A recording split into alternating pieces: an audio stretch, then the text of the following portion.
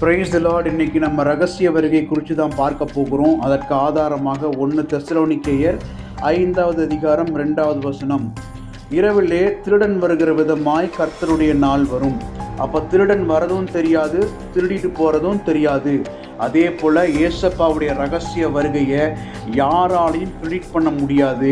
அது நடந்து முடிஞ்சு ஒரு கூட்ட ஜனங்கள் காணாமல் போயிருப்பாங்க அப்படிங்கிற விஷயத்த நம்ம மறந்துட வேண்டாம்.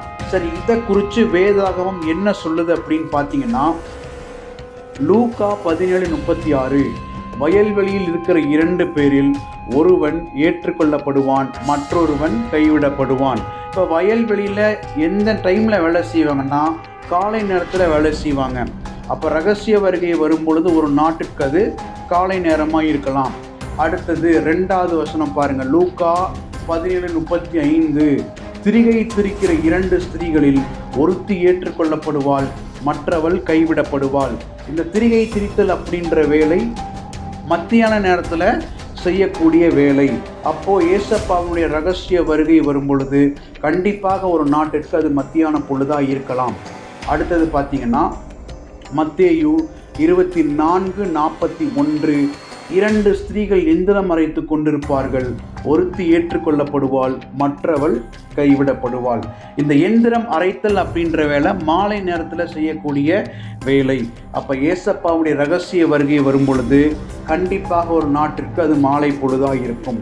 அடுத்தது லூக்கா 17:34, ராத்திரியிலே ஒரே படுக்கையில் படுத்திருக்கிற 2 பேரில் ஒருவன் ஏற்றுக்கொள்ளப்படுவான், மற்றொருவன் கைவிடப்படுவான். இது ஒரே செகண்ட் நடக்க போகிற ப்ராசஸ். ஆனால் இந்த ஒரே செகண்ட் பல நாடுகளிலே வேறு வேறு டைமிங்கில் அது ரெஜிஸ்டர் பண்ணப்படும் அப்படின்ற விஷயத்தை நம்ம மறந்துட வேண்டாம். எப்போது ரகசிய வருகை வரும் அப்படின்னா, மார்க் 13:14 பாருங்க. மேலும் பாலாக்குற அருவருப்பு நிற்கத்தகாத இடத்தில் நீங்கள் அதை நிற்க காணும் போது. அப்போது ரகசிய வருகைக்கு முன்னாடி பிசாசோட என்ட்ரி ஆலயத்துக்குள்ளே வந்துடும். அவன் ஆலயத்தில் பகிரங்கமாக ஆட்சி செய்கிறதுக்கு முன்னாடி கர்த்தர் தமது பிள்ளைகளை தம்மோடு சேர்த்து கொள்வார். இந்த நிற்கத்தகாத இடம்ங்கிறது பரிசுத்த ஸ்தலம்.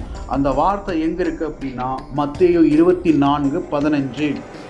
மேலும் பாலாக்குற அருவருப்பு பரிசுத்த ஸ்தலத்தில் நிற்க காணும்போது அந்த ராத்திரியிலே ஒரே படுக்கையில் படுத்திருக்கிற 2 பேரில் ஒருவன் ஏற்றுக்கொள்ளப்படுவான், மற்றவன் கைவிடப்படுவான். பிசாசு பரிசுத்த ஸ்தலத்துக்குள்ளே வந்ததுக்கு அப்புறம் அவனுடைய ஆட்சி பரிசுத்த ஸ்தலத்திலிருந்து தொடங்கிறதுக்கு முன்னாடி கர்த்தர் கண்டிப்பாக ரகசிய வருகையில் தம்முடைய பிள்ளைகளை சேர்த்து கொள்வார். இந்த ரகசிய வருகையை பிசாசு தன் கண்ணார பார்க்க போகிறான். இவ்வளவு ஆத்துமாக்களை கர்த்தர் கொள்ளை பொருளாக பரலோகத்துக்கு கொண்டு போவார். அவனை அங்கே நிறுத்தி இந்த வேலையை கர்த்தர் தொடங்குவார் அப்படின்னு சொல்லிட்டு இதோட இந்த காரியத்தை நம்ம முடிக்கிறோம். இன்னும் ரகசியங்களை அறிந்து கொள்ள எங்களோடு இணைந்திருங்கள். கர்த்தர் நம்மை ஆசீர்வதிப்பாராக. ஆமேன்.